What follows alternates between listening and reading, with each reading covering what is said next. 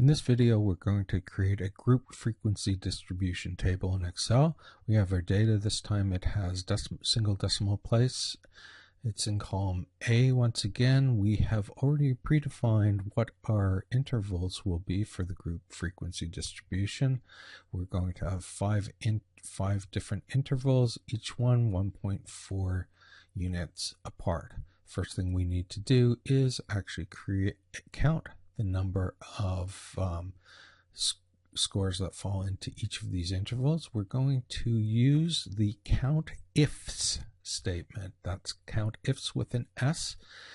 Once again, Excel will guide you through this. It's going to first ask you for the criteria range. Click on A, which will populate the statement. Then it's going to ask you for the criteria you're going to be using.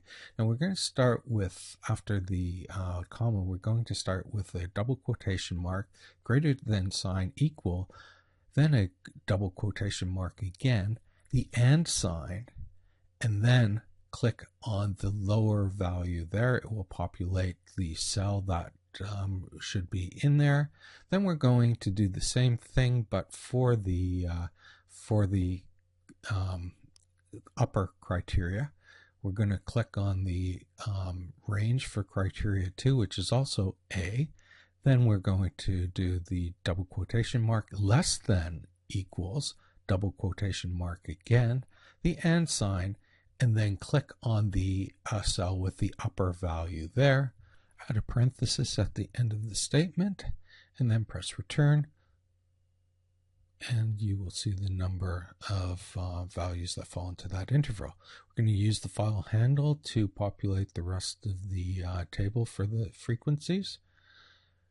Next, we'll sum up all the frequencies by using the auto sum command, which is just off screen here. Click on that and then click on the check mark, and it should sum up to 25. The next step will be to actually add midpoints to the frequency table, and all we're going to do there is we're going to use parentheses, then click on the lower value, plus sign, then the upper value, parentheses again, and divide that by 2. And that will give you the midpoint for the first value, for the first level there. And we'll use the file handle command once again to populate the rest of the table there. Next, percentages start with the equal sign.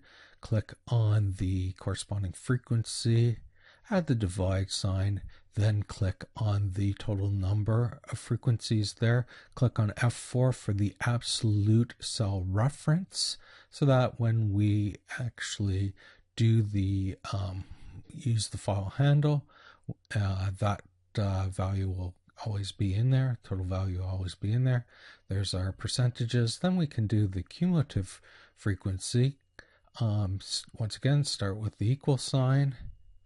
Click on the cell above, press the plus sign, then click on the corresponding percentage there, press return, and you've got your cumulative value. We're once again going to use the file handle to populate the rest of the cell.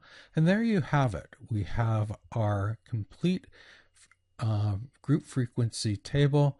Next video will show you how to create a histogram with these frequency distribution tables.